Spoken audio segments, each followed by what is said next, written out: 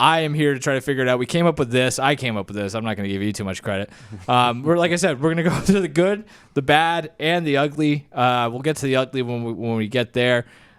Like I said, Ricky and I have kind of chopped it up every which way so far, so I'm going to kind of lean on you and just let you kind of throw some of your hot takes at me, and we'll kind of bounce stuff off of each other and go from there. The good news is I'm just here for one day, so whatever I say, like if it doesn't work out, no accountability whatsoever. No accountability. So Hell yeah. I might really go off the rails today. All right, so the idea was, like I said, good, bad, and ugly. So for the first segment, if you want to call it that, the good, let's look at, we're trying to dive into teams that we think may exceed expectations in 2024, whether that's the narratives, what the public thinks, whether that's betting, whatever you want to call it.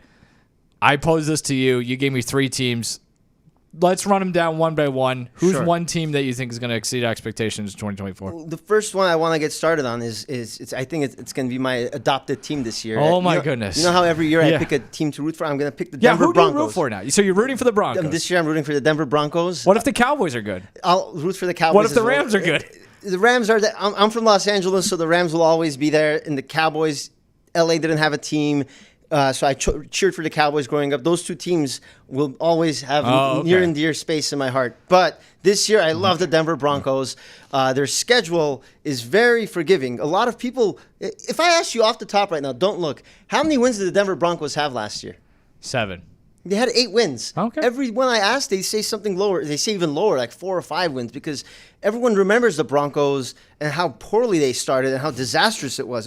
They were 1-5. Russell Wilson looked totally inept, but they finished 7-4, and they had a win against the Chiefs.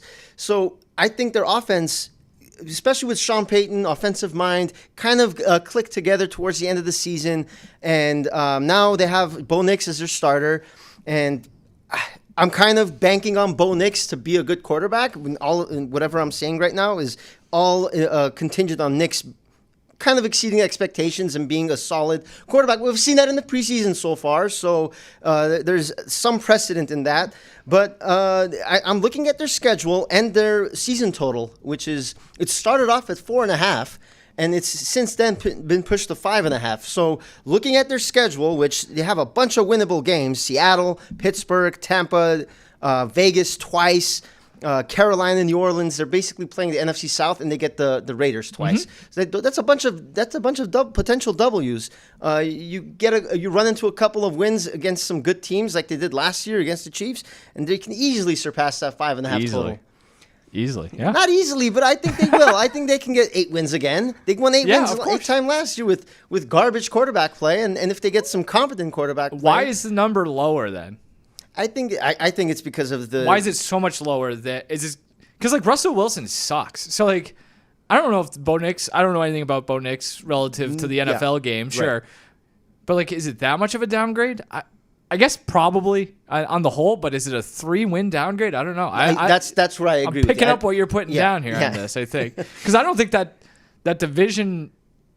I don't know. Like, the more I think we were kind of higher on the Chargers, the more I think about the Chargers, it sounds like there's not a lot of great returns on Justin Herbert so far. It doesn't. I agree. The system might not completely fit.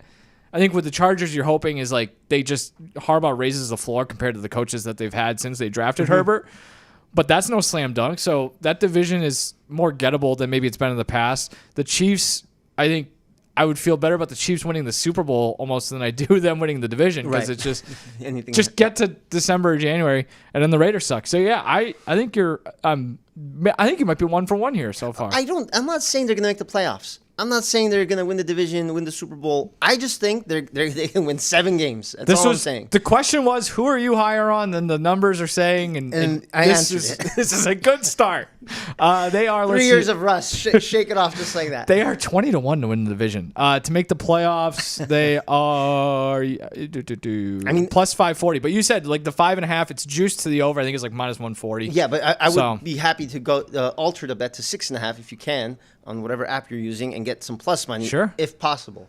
That's true. Like, or even for the number itself, like for the 5.5, like 6-11 feels like a bad season, but very doable at the same time. 100%. So. Yeah, absolutely. I like this. What do we think about Sean Payton? I don't know. I think he's.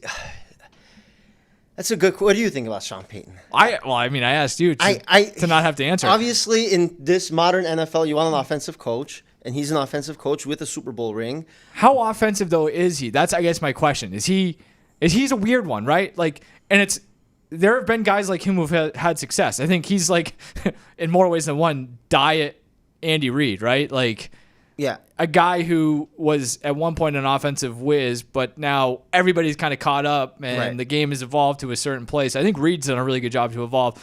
Peyton, I'm not so sure, but at the same time, is that a player's thing or is that a coach thing? Because he just has not had. I think. I mean, I don't know if we'll even find out because who's Bo Nix? If he struggles, and they're just going to blame him. Whereas if I don't know, some other quarterback struggles with a defensive head coach. Drake May struggles. They're going to say, oh, well, he has a defensive head coach. And so I don't know what to think of Sean Payton. I think, again, I'm not saying they're going to win the division or make the playoffs. I just think they have enough. They have a lot of weapons, fantasy weapons, like Sutton and Javonte Williams and their other receiver.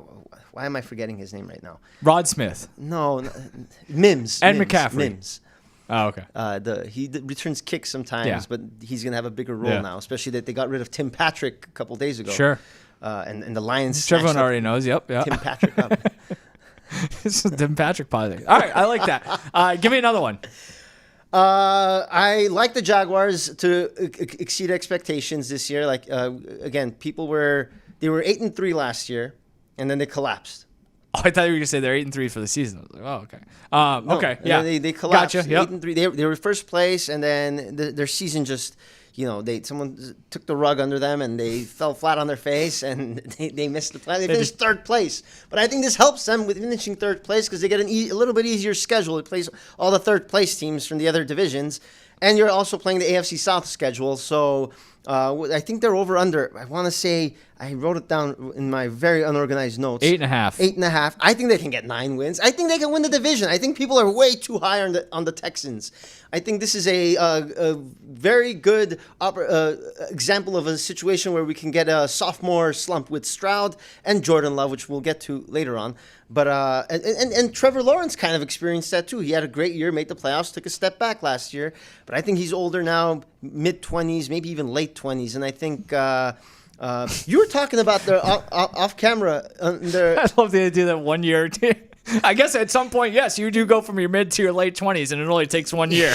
Yeah, we can try to figure out what that 1 year is, but apparently he's passed that. He's passed through that Rubicon, huh? He's 27, 25. Oh, really? Okay, he's mid 20s. I literally can't get any more middle. No, he turns 25 on October 6th. So you like the Jaguars off-season moves you were talking about. I do. Yeah, I think they did a lot of smart things. I guess they had some major holes, obviously. But I think that they kind of went out and tried to fix what ailed them. Well, I mean, what did they do? They offensive line, I think, was an issue for them. What else did they do? I'm trying to. They got some defensive players. They got the guy from the Packers, Savage. Who, whatever. It needed a fresh start. Ezra Cleveland felt like a great move for their offensive line. They got Eric Armstead was up front. You mean Jacksonville? What? Or we're talking about the Jaguars. They signed or they re-signed Ezra Cleveland. What did I say? I thought you were talking about the Browns for a second. I apologize. They got Mitch Morse. This turned in a different direction very quickly. This feels right at home. Gabe Davis as well. Oh, right. That's a huge one. Yeah. So nothing jumps off the page there, but I guess to your point, if you're taking a team that was 8-3 at one point, and I was actually looking at it too, what the hell happened to them? Because they were not only were they 8-3. It started from that Monday night game against the Bengals that went to overtime. That's exactly what it was. And because then they had another close loss after that, and then I think they just yeah, it's really impressive. Like their 3 losses in that 8-3 thing were, they lost to Kansas City, Houston, and San Francisco. No shame in any of those, and then the wheels kind of fell off starting with that Cincinnati. No shame in Cincinnati. I think, again, in Jacksonville, I hate doing this in August because who knows what injuries will happen. But Jaguars to end the season, check this out. Titans, Jets, Raiders, Titans, Colts. That's 5 winnable games to close out the season and maybe win the division against some weak division opponents. And who knows what the Jets will be at that point. And the Raiders, I think, might be the worst team. One could argue that every game is winnable until it's not.